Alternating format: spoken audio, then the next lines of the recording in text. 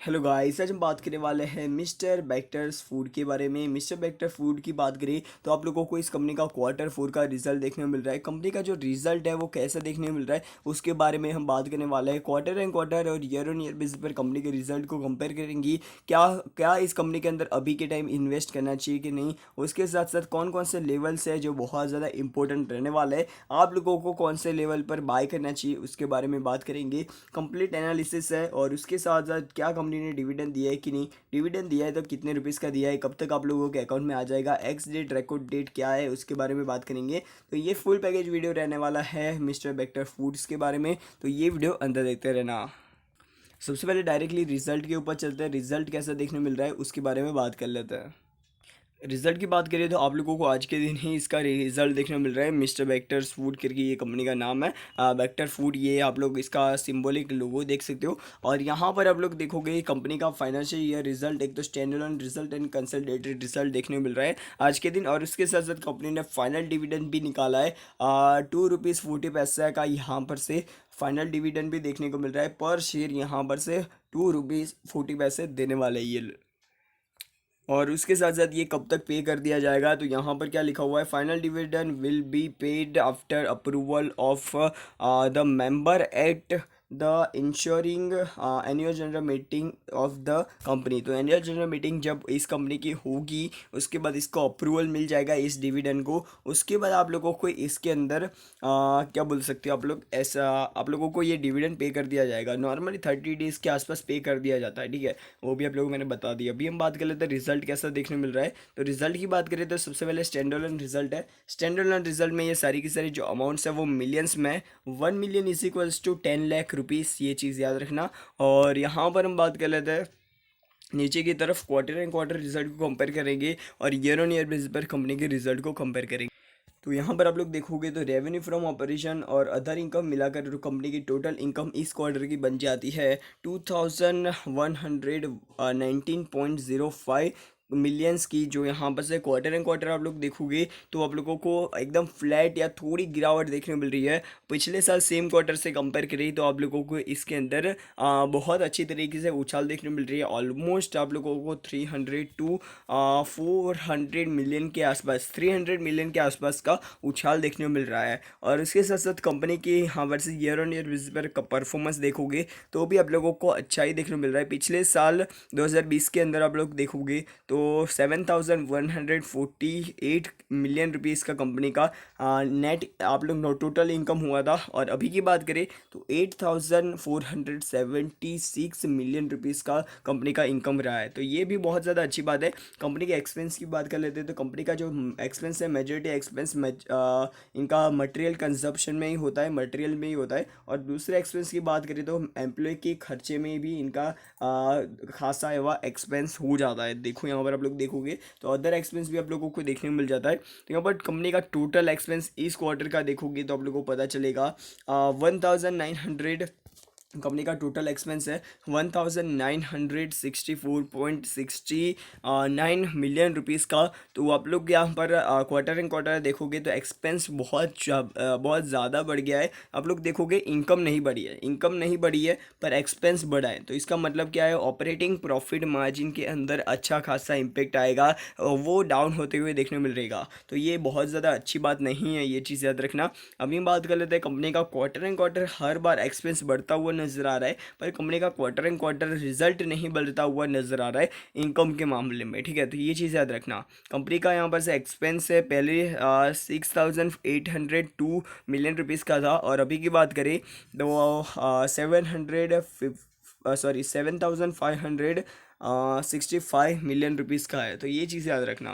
Company के net profit के बारे में बात कर लेते हैं। तो कंपनी का net profit for periodic year की बात कर लेते हैं। तो नेट प्रॉफिट टैक्स वैक्स देने के बाद इनके पास कितना नेट प्रॉफिट बचता है, तो 113.98 मिलियन रुपीज़ का कंपनी के पास नेट प्रॉफिट बचता है। जो यहाँ पर से क्वार्टर एंड क्वार्टर की बात करें तो अच्छी खासी गिरावट आई है, आप लोग देख सकते हो। और पिछले साल सेम क्वार्टर से हम कंपेयर करें तो भी आप लोगों को इसके अंदर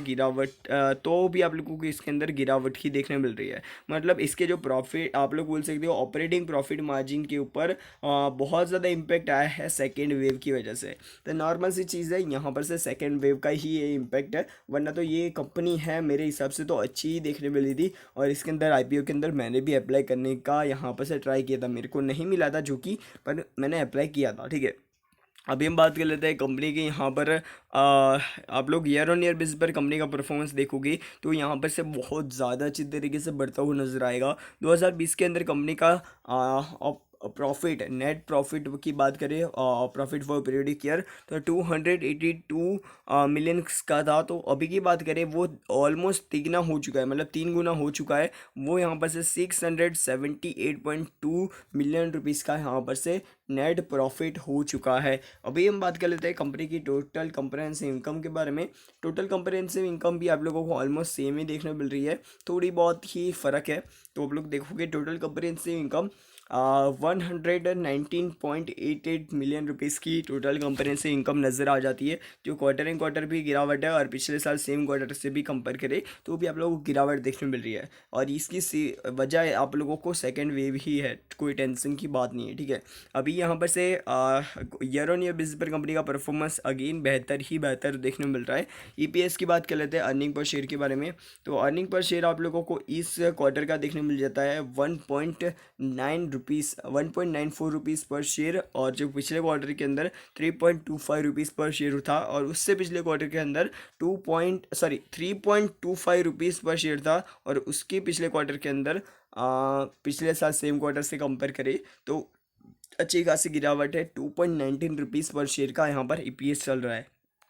ईयर ऑन ईयर बेसिस पर ईपीएस की बात करें तो भी यहाँ पर से अच्छा खासा डबल हो चुका है ऑलमोस्ट। आप लोग देखोगे तो 4.39 रुपीज़ का, सॉरी, और 4.93 रुपीज़ का यहाँ पर से ईपीएस था 2020 के अंदर। और 2021 की बात करें तो आप लोगों को 11.75 रुपीज़ का यहाँ पर से ईपीएस चल रहा है। कंपनी अच्छी तरीके से परफॉर्मेंस तो दे रही है। और लोन की बात कर लेते हैं, कंपनी की लोन बुक कैसी चल रही है 2020-21 को कंपेयर करेंगे, सारी अमाउंट मिलियंस में ही है, ठीक है, ये चीज़ याद रखना, मिलियंस में ही है। तो यहाँ पर से हम बात कर लेते हैं सबसे पहले लोन की। तो लोन आप लोगों को सेम टू सेम ही नज़र आ जाती है, कुछ ज़्यादा बढ़ोतरी नहीं हुई है, तो ये चीज़ आप लोगों को याद रखनी है। अभी हम बात कर लेते हैं कंपनी के पास से cash and cash equivalent bank balance कितना है।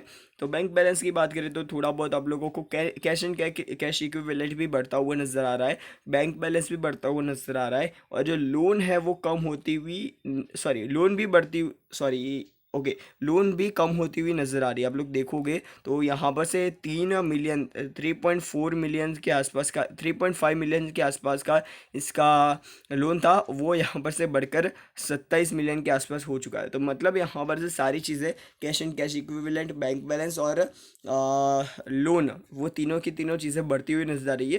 पर लोन इतनी ज़्यादा नहीं बढ़ी है, तो इसको चलता है, इतना तो चलता है, ठीक है। बोरोइंग की बात करें तो बोरोइंग यहाँ पर से नॉन करंट लाइबिलिटीज़ के ऊपर बहुत ज़्यादा बढ़ती हुई नजर आ रही है। इस ईयर 1,148.3 मिलियन रुपीज़ की यहाँ पर से बोरोइंग हो चुकी है इस कंपनी की इस ईयर के अंदर। जो पिछले साल से कंपेयर करें तो बहुत ज़्यादा ही बढ़ चुकी है इसकी, जो आप लोग बोल सकते हो बोरोइंग है, ठीक है वो। और करंट लाइबिलिटीज़ के अंदर बोरोइंग को कम किया गया है, इतना ज़्यादा नहीं कम किया गया है, पर यहाँ पर बहुत ज़्यादा बोरोइंग को बढ़ाया गया है, जो बिल्कुल भी अच्छी बात नहीं है। अभी हम बात कर लेते हैं यहाँ पर 32.52 रुपीज़ का यहाँ पर से मिलियन रुपीज़ का इस कंपनी के पास बोरोइंग है अभी की बात करें तो, ठीक है। अभी यहाँ पर से कंपनी का यहाँ पर और परफॉर्मेंस देखेंगे तो ओके, तो यहाँ पर से कंपनी की स्टैंड अलोन रिजल्ट तो देख लिया, अभी कंसोलिडेटेड रिजल्ट देख लेते हैं। डायरेक्टली नेट प्रॉफिट के बारे में, टोटल कंप्रेहेंसिव इनकम और नेट प्रॉफिट देख लेते हैं।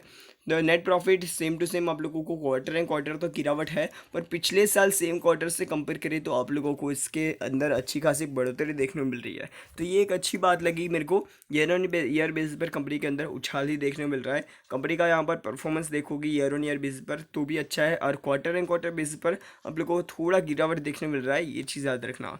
ईपीएस के अंदर almost same to same situation देखने को मिल रही है पिछले 2 क्वार्टर के अंदर और ईयर ऑन ईयर बेसिस पर, तो ये भी आप लोगों को चीज़ ध्यान में रखनी है। कंपनी का रिजल्ट है मेजॉरिटी रेवेन्यू इस कंपनी का यहाँ पर से रेवेन्यू फ्रॉम ऑपरेशन से आता है, ये भी एक अच्छी बात है। आप लोगों मैंने सारी चीज़ें बता दी है, बोरिंग और सारी चीज़ों के बारे में मैंने ऑलरेडी बता दिया है। अभी हम डायरेक्टली बात करते हैं चार्ट पैटर्न के ऊपर। तो यहाँ पर आ चुके हैं चार्ट पैटर्न के ऊपर। आज के दिन 1.2% की तेज़ी देखने को मिली है, और यहाँ पर 5 डेज़ की बात करें तो 5 डेज़ के अंदर भी आप लोगों को 1.8% 1.9% की तेज़ी दी। और यहाँ पर टॉप टू बॉटम की बात करें तो इसके अंदर अच्छी खासी 6.58% की तेज़ी देखने को मिली थी। और 1 मंथ की बात करें तो आप लोगों को अगेन 8% की तेज़ी दी।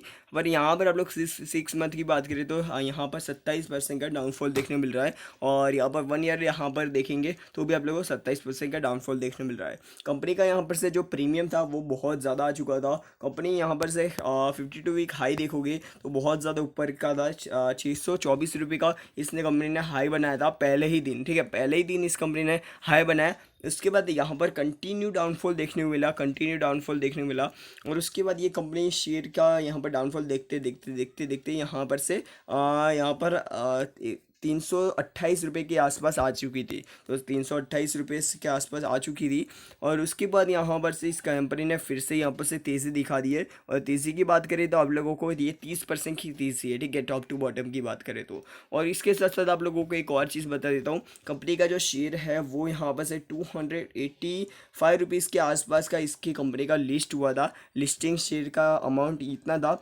और सॉरी लिस्ट नहीं, आईपीओ की प्राइस इतनी थी, प्राइस बैंड इतना था। और यहाँ पर लिस्ट कितने में हुआ, 600 रुपये के करीब, 630 रुपये के करीब। ठीक है, मतलब ऑलमोस्ट तिगना या दुगना यहाँ पर से मुनाफा तो दे दिया था कंपनी के शेयर होल्डर्स को। अभी यहाँ पर से इसके अंदर गिरावट आई। जिन लोगों ने यहाँ पर नीचे की तरफ बाय करके रखा होगा उन लोगों को 30% का ऑलरेडी मुनाफा मिल रहा होगा। और अभी की बात करें तो क्या अभी इस लेवल पर कंपनी के शेयर को बाय करना चाहिए? तो अभी मेरे हिसाब से तो बाय करोगे तो भी कोई दिक्कत नहीं है, क्योंकि यहाँ पर आने वाले समय में ऐसे ही जो शेयर्स है वो भागेंगे। और मेरे को लग रहा है पर्सनली मैं बात करूँ तो यहाँ पर से इसके अंदर कुछ ज़्यादा क्वांटिटी उठाने की ज़रूरत नहीं है। ठीक है, आप लोगों को मैं सिंपल से चीज़ बता देता हूँ, कुछ ज़्यादा क्वांटिटी उठाना मत। हो सकता है कि इसके अंदर और भी गिरावट देखने मिले। बिल्कुल भी लग तो नहीं रहा है कि बुल मार्केट इतना ज़्यादा ही चल रहा है, उसकी वजह से लग तो नहीं रहा कि गिरावट देखने को मिलेगी। फिर भी आप लोगों को अपना एक स्टेप थोड़ा सोच समझ कर लेना है। स्टॉक मार्केट के अंदर आप लोग इन्वेस्ट करते हो, ट्रेडिंग करते हो तो ठीक है। तो बस आज के लिए इतना ही। वीडियो पसंद है तो लाइक, चैनल को सब्सक्राइब करना मत भूलना। गुड बाय, फिर मिलते हैं नेक्स्ट वीडियो में। Good bye.